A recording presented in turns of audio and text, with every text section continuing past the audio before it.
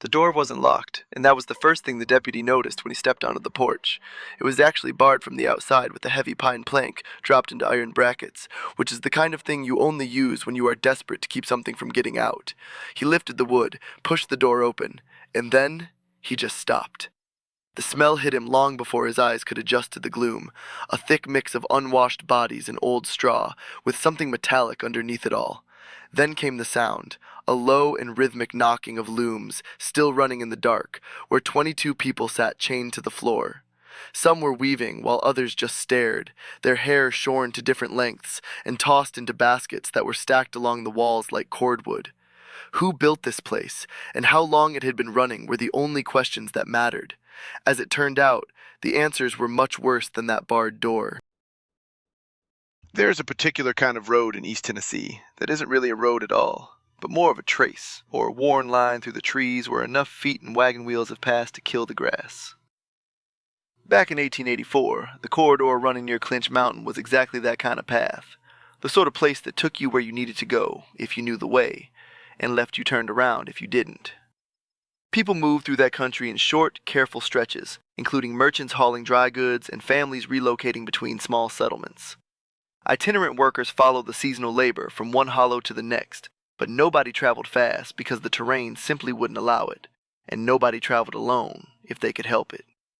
But some people did travel alone, and a few of those travelers never arrived where they were going.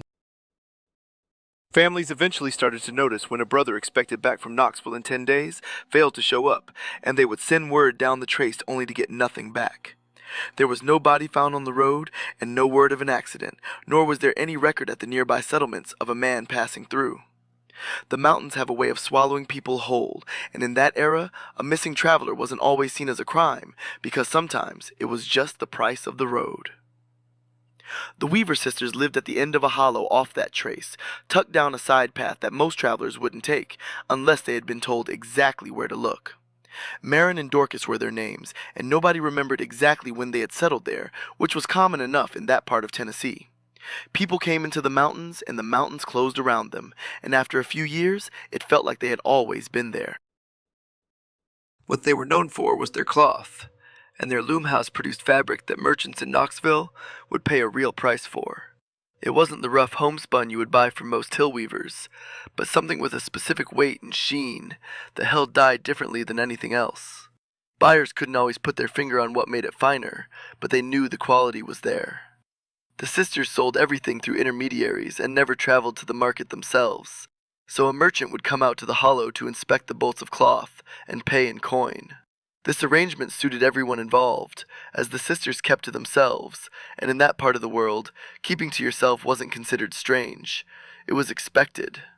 Neighbors described the women as devout people who attended church when the circuit preacher came through, and they dealt fairly in small trades, without ever starting a quarrel.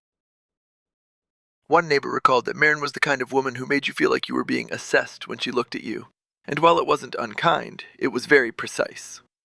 Dorcas was even more reserved and barely spoke to anyone outside of their hollow. Travelers who stopped there for lodging reported a clean house and a hot meal, along with a dry place to sleep for the night. Some of those guests left in the morning and were never seen again, but nobody connected those two things for a very long time. The sisters' cloth was beautiful, and in a market that asked no questions, that beauty was more than enough. To understand what the sisters were selling, you have to understand what the cities were buying. By the 1880s, human hair wasn't just something on your head, it was a commodity with a real market behind it, complete with tracked prices and established buyers. Women in American cities and across Europe wore hairpieces as a matter of fashion, and it wasn't about vanity so much as it was about keeping up with the times. They bought switches, braids, and full wigs, just like they would buy a new hat or a pair of gloves. Specialty shops in New York and Boston kept thick catalogs of these pieces, and ladies' magazines ran advertisements for them right next to the latest corsets and sewing patterns. The raw material for all those elegant styles had to come from somewhere, and most of the time, it came from the poor. European peasant women sold their hair when they needed money to survive, which created an organized trade that moved through rural France, Italy, and the German states. Buyers traveled from village to village with scissors in their kits, looking for anyone desperate enough to sell. American institutions like workhouses, asylums, and prisons also supplied the market, though the ways they got that hair weren't always consensual or recorded. It was taken from patients and women who simply couldn't refuse, and then it moved into the supply chain until it ended up pinned into a wealthy woman's chignon at a dinner party in Philadelphia. This wasn't some dark secret hidden from the public. The same newspapers that ran advertisements for the finished goods occasionally reported on where the hair came from, but the distance between the sourcing and the selling was just wide enough that most readers never put the two stories together. Human hair also found its way into woven textiles, where it was blended into cloth with silk or fine wool to add a specific weight and sheen. Hair with unusual length or particular texture commanded a much higher price, and certain colors like deep black, bright auburn, or silver white sold at a premium because the market was very specific about what it wanted. A rural woman who understood that market and had access to hair in volume could run a real business, and that is the frame you need for what the Weaver sisters built. This wasn't just madness or some incomprehensible thing from the dark end of the mountains, but a business with suppliers and buyers, and a product that answered a real demand. Their cloth had a quality that buyers noticed without being able to name, and merchants in Knoxville resold it at a markup, while telling customers it was a specialty weave. Nobody asked the sisters what they spun it from, because in that trade, you didn't ask questions as long as the product was good. What the sisters had done was find the gap between supply and demand and step right into it, using the geography of the mountains as their cover. The hollow gave them the isolation they needed to work, and that isolation gave them the time to produce their goods without interference. The market gave them a buyer for everything they could make, which meant cash in hand, season after season, with no questions required. But every business needs a steady supply, and in this case, supply meant people. The loom house wasn't the main cabin, and that's an important detail to keep in mind. The sisters lived in an ordinary log dwelling set back from the path, and what they showed travelers was exactly what you would expect to see in the mountains. There was a hearth, a table, and sleeping pallets that offered the usual promise of mountain hospitality. The loom house stood separate, a longer and lower building, tucked further into the hollow, and it sat so close to the tree line that you wouldn't even notice it until you were already standing on the property. Travelers who stayed the night were given a warm meal and a place to sleep, but at some point during the night, they didn't wake up where they expected to be. Later accounts from survivors describe laudanum being hidden in the food, though some captives said they were simply restrained while they slept and moved before they were fully conscious.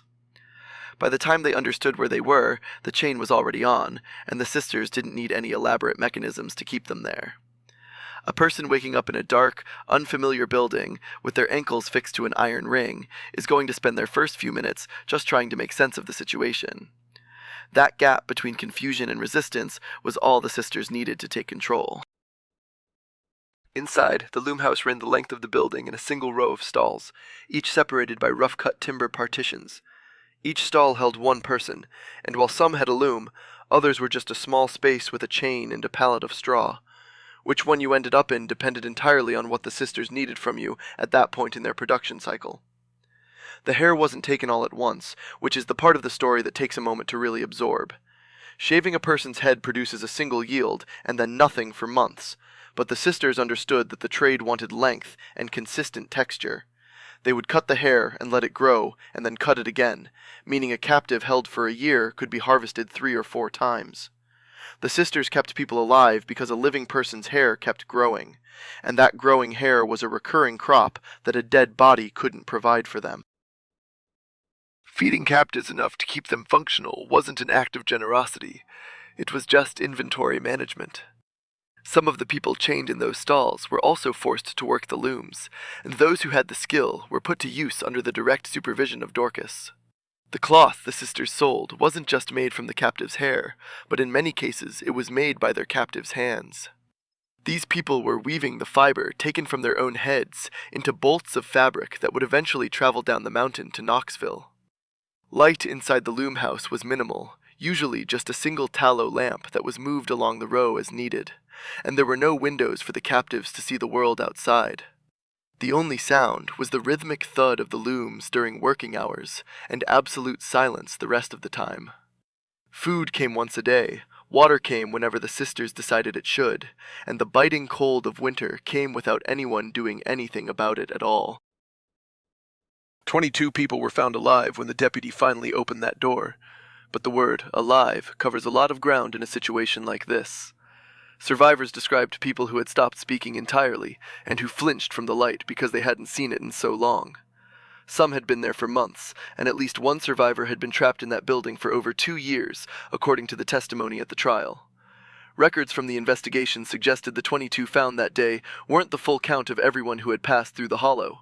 Some captives were too sick to recover or couldn't survive the conditions long enough to be useful, and what happened to them isn't in any document that survived the years. Part of what made that hollow work so well as a hiding place was the simple fact that nobody owned the silence there. It didn't belong to any one person in particular, so nobody in the county felt like it was their job to break it. The geography of the place did most of the heavy lifting.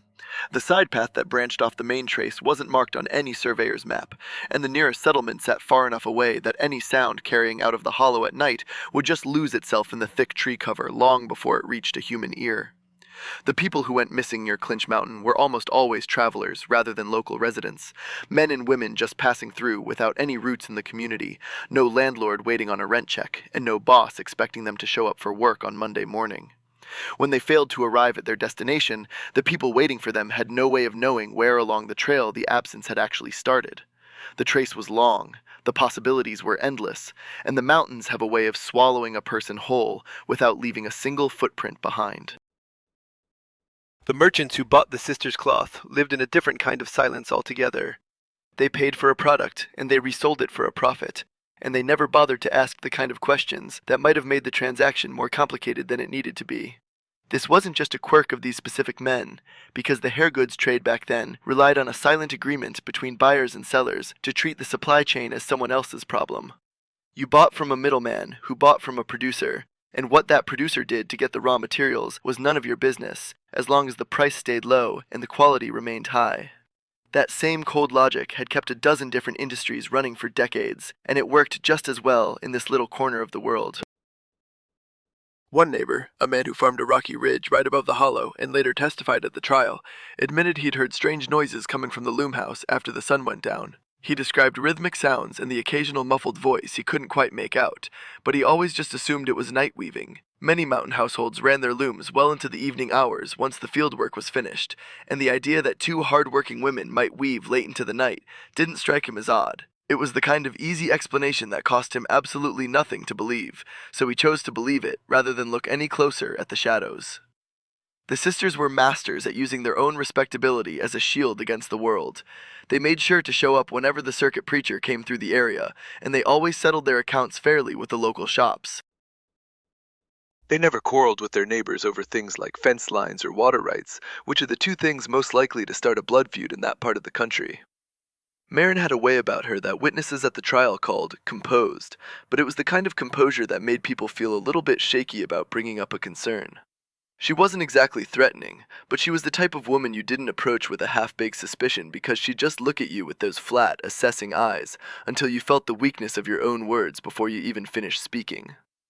Dorcas, on the other hand, was just a ghost. Most people in the area couldn't have told you a single thing about her other than the fact that she lived there.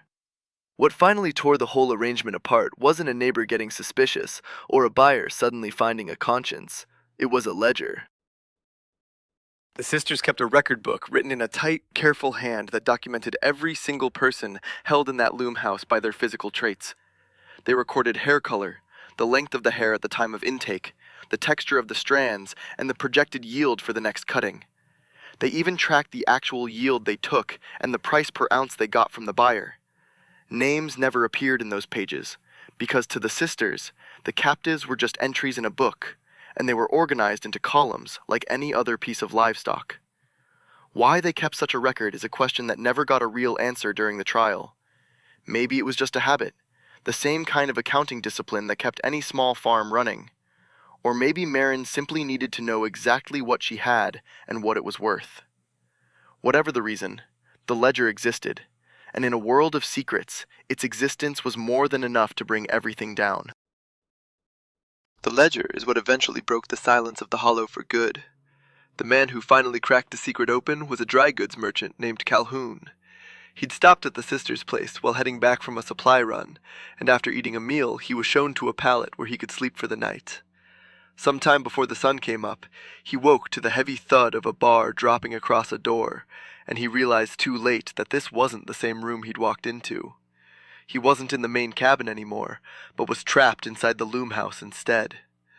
There was a heavy iron ring set into the floor, with a chain threaded through it, and the only reason he wasn't already wearing it was because whoever moved him had been interrupted, or simply hadn't finished the job yet. He didn't stick around to figure out the details. He found a spot where the timber at the back wall had warped away from the stone foundation, leaving a gap just wide enough to squeeze through if he didn't mind scraping his skin raw, and he forced his way out. He scrambled into the cold and the dark, disappearing into the thick trees behind the hollow as fast as his legs would carry him. He walked for 2 full days to get away. The records don't agree on exactly how far he traveled, but by the time he reached a settlement, his feet were a bloody mess, and his story sounded even worse. He told anyone who would listen about what he'd seen through the cracks in that back wall before he ran, describing shapes huddled in stalls, the sound of chains dragging across wood, and a smell that didn't belong in any building where people were free. Nobody believed him at first because the Weaver sisters had such a solid reputation in the county. Marin's standing in the community worked like a character reference she never had to show, and people saw her as a woman who dealt straight and kept to herself. The idea that a horror like the one Calhoun described was happening right off a road half the county traveled seems like a tall tale from a man who got lost in the woods and scared himself half to death. The deputy who finally rode out there did so because it was his job, not because he expected to find anything. His name was Aldous Prentice, and the fact that he rode out there all by himself tells you exactly how little weight the law was giving to Calhoun's story. He took the side path off the main trace and rode into the hollow, where he saw the main cabin and the loom house sitting quietly behind it. He noticed right away that the loom house door was barred from the outside with a thick pine plank dropped into iron brackets, exactly like the one Calhoun had described. He stepped up to the door and lifted the bar. When he swung it open, the silence of the hollow finally ended. Inside were 22 people. Some of them turned toward the sudden light while others flinched away from it, and a few of them didn't move at all. They were chained by the wrists or ankles to the floor, their hair cut at various lengths, some of it just starting to grow back, and some long enough to show they'd been there for months. Baskets were stacked along the walls, and Prentice would later tell the court that he thought they were full of wool, until he stepped closer and saw the truth.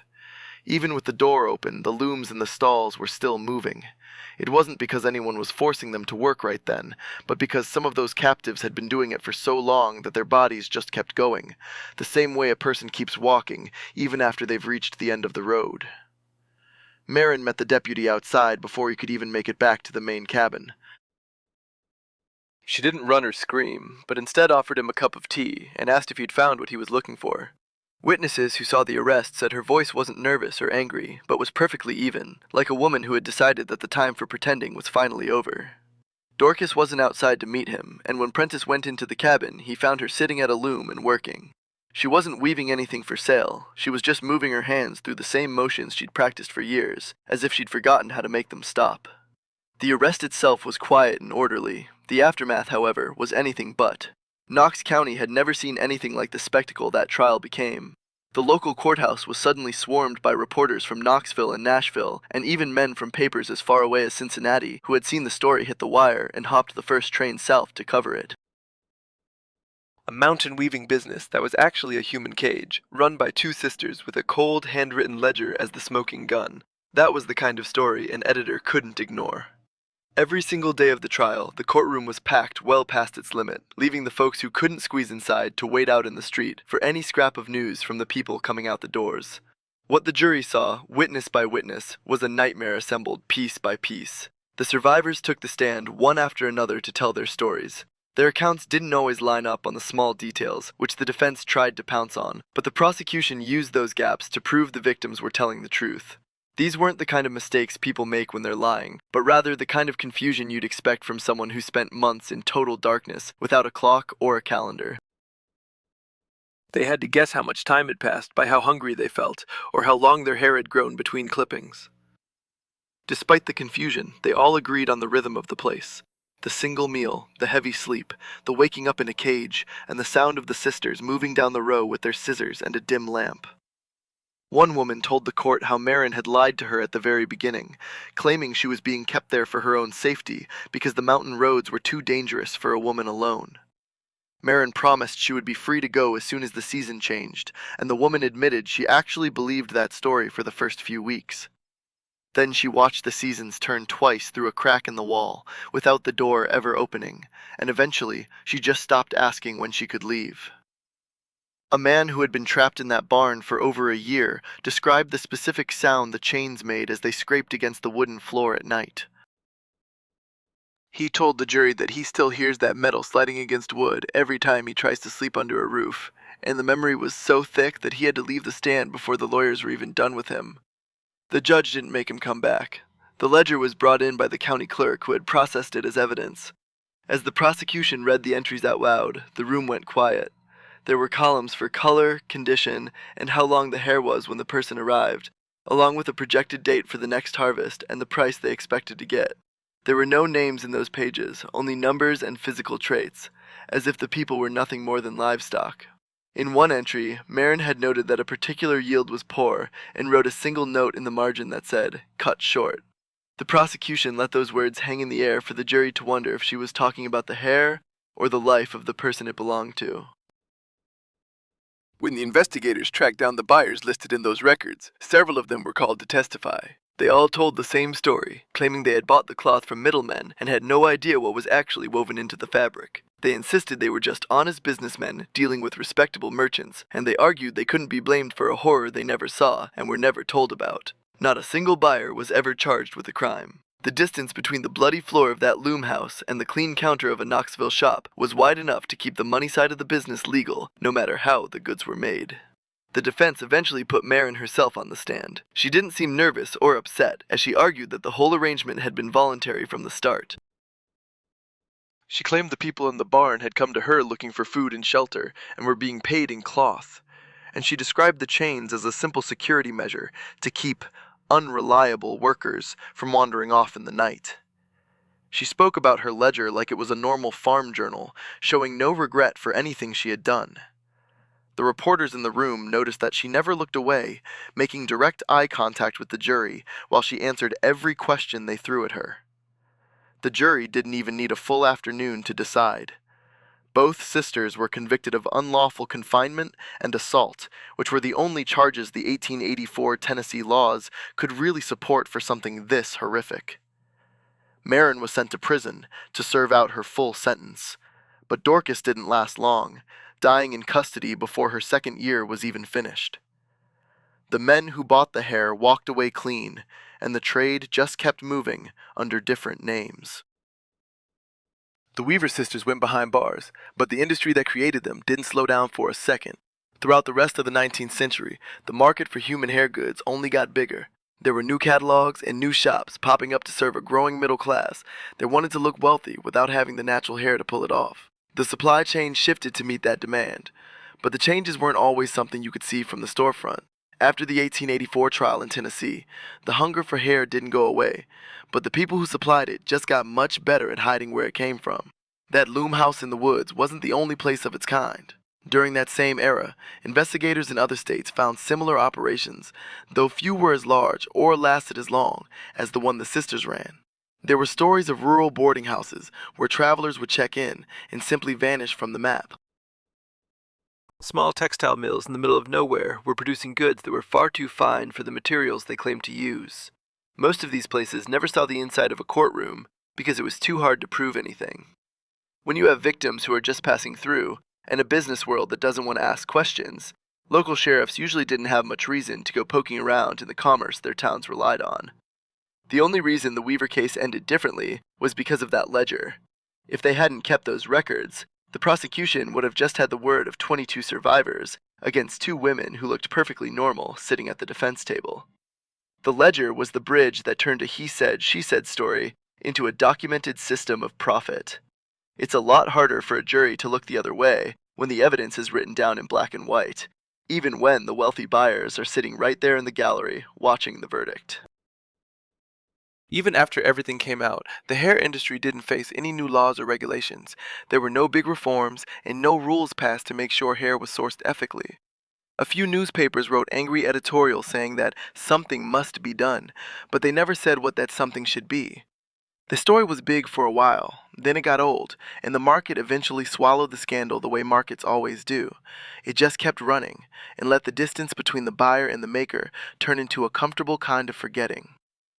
As for the captives, they went back to whatever homes they had left, or drifted off to places the records don't mention.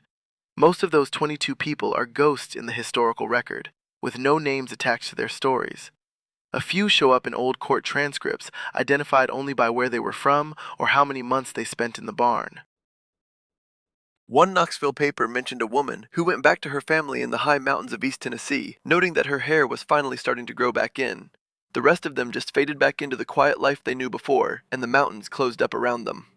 The Loom House itself didn't stand much longer than the trial lasted. About 6 weeks after the sisters were convicted, the building burned to the ground. There wasn't a mob or a plan, just a fire in the middle of the night that nobody bothered to investigate or claim. By the time the sun came up, all that was left was a charred outline of the foundation and a heavy smell. A neighbor living on the ridge above said he could still smell the smoke and the old wool for nearly a year after the fire went out. Some things go into those mountains, and they just never come back out. The hollow is still there, tucked away where the sunlight barely reaches the forest floor.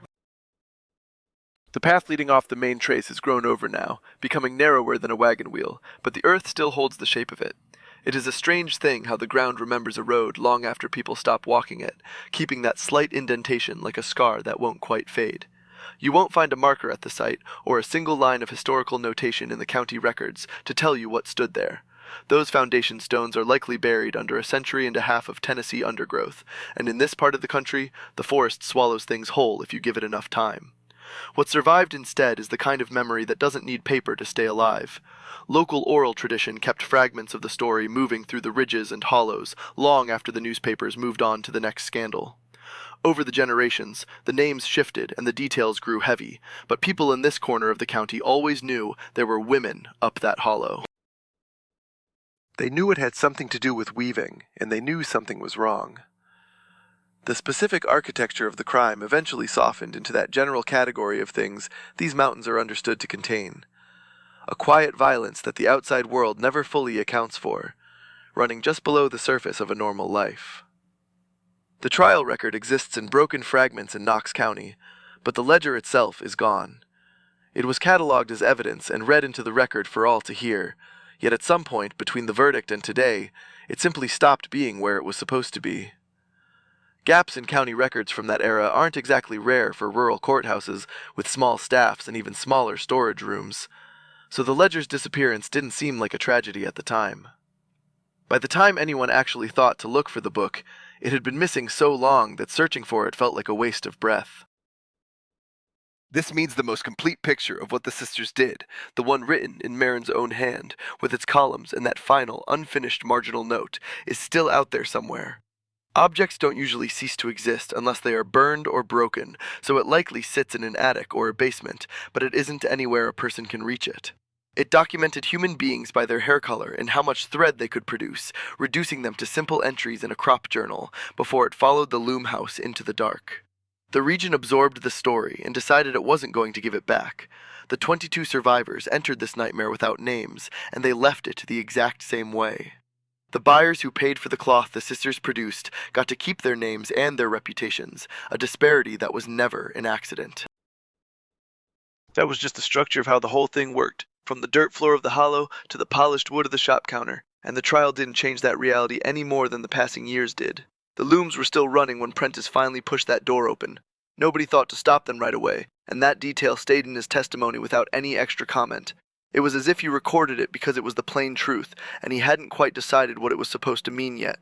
The looms were still running when Prentice opened that door, and the fact that nobody stopped them is the detail that stays with you. It isn't the sisters, or the verdict, or the buyers who walked out of that courthouse with their lives intact that haunts the mind. It is just the image of those looms still moving, because some things build up enough momentum that they keep going even after the reason for them has been stripped away. 22 people were reduced to ink in a ledger, and then the ledger vanished. The hollow is still there, waiting in the silence. If you think this is a story that more people should hear, go ahead and share it. Make sure to subscribe because there is a lot more where this came from.